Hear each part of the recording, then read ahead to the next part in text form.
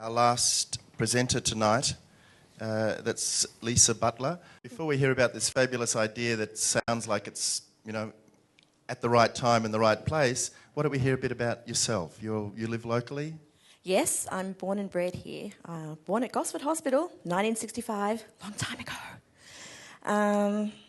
I've lived here most of my life. I did spend about 10 years up on the Gold Coast, but came home. It's good to be home.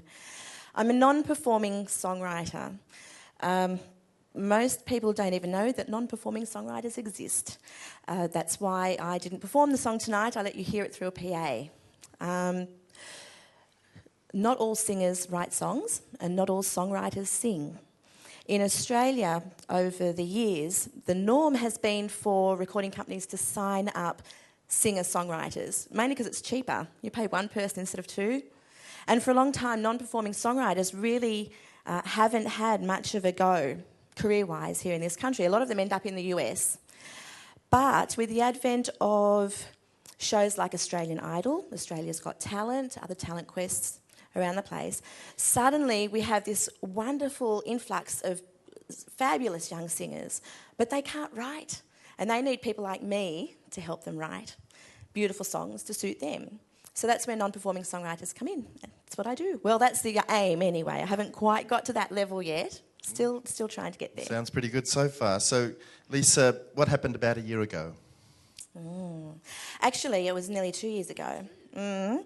On the 6th of June, 2006, I was perusing websites, songwriter websites, my thing, one evening, and I came across an article. It was an interview with a songwriter by the name of Jason Bloom, who I'd never heard of, but he had a really great photo. I thought, I'm going to read about this guy. And I did, and it turns out that Jason Bloom is a top US songwriter, and he's a non-performing songwriter like me, which is why I'd never heard of him. But Jason has songs recorded by artists who have sold over 50 million albums. He has songs on albums that have sold more than 50 million copies. So he's doing really well for himself. And on top of all that, he also teaches. He goes around the world teaching how to write songs at conferences and seminars and events all around the world. So I checked out one of these events and I ended up going across to the US to go to a conference there, mainly because I couldn't find something similar here. And I met him and I loved the conference, I loved the concept, and I decided that I was going to do the same thing here. And that's what I've been doing for the last 14 months. I've been trying to organise. Well, I've done it after 14 months. It's been a huge challenge, but on the 6th of June of this year, which is exactly to the day, 2 years to the day that I saw that article that changed everything for me, we are holding the first annual Australian Songwriters Conference at Ettalong. Lovely. Ettalong is the place? Ettalong Beach. Yeah, fabulous. So tell us some more about, the passion that drove you to do that.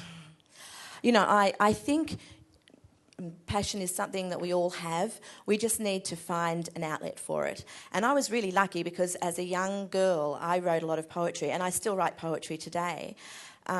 But my mother's a singer. She was a local compere vocalist here for years and years, and she teaches now. And there was a lot of music in our family, and so it was really natural for me to move from poetry into songwriting. And that's where my passion is.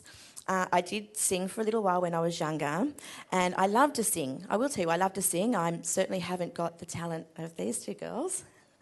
But I'm not a performer. I don't enjoy that aspect of it, so I'm happy to do the writing and let someone else sing the songs. But that's where my passion lies. My passion is with songwriting, with songwriters. I love songwriters. They're so interesting, and their backgrounds are always so amazing, and their angst and their joy and everything else that they have within them that is forced out in the songs that they write. And of course, I have a great passion for my local community, and I feel really privileged that I can bring these three passions together into the Australian Songwriters Conference here on the coast. It's very important to me.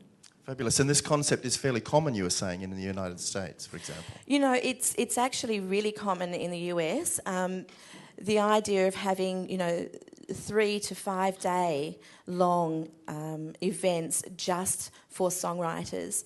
And we do have events here for songwriters. I should say we do. Mostly, though, they are aimed at the promotion of songwriters as artists and bands, and promotion of their music in different areas of the markets where music is used. And lots of performance-based events, but nothing that deals specifically and exclusively with the craft of songwriting, not on this scale. So, yes, I'm really excited to be bringing it here. Fabulous. And so can you tell us a bit more about what will happen on the 6th to the 9th of June? Well, there's 4 main aspects to the conference. I'm really excited because the first aspect is obviously the seminars and the workshops. And Jason Bloom is coming out, which I'm really excited about. He's going to run all of the main seminars, and then we've got top Australian songwriters who are going to come and talk about writing in their specific genres. Like we've got Bill Chambers, local hero, who's coming in to speak about writing in the folk, blues genre. We've got Brooke McClymont, who's coming in to speak about country, writing in country. We've got Phil Buckle, who's an amazing rock songwriter. Some of you around my age will remember Phil from Southern Sons in the 90s. He's also written a lot of John Farnham's big hits, including Burn For You and all those beautiful songs. We've got Gary Pinto, who writes pop and R&B for people like Guy Sebastian, Vanessa Amorosi. We've got songwriters who write for people like Delta Goodrem, and I'm really excited that they've all said yes.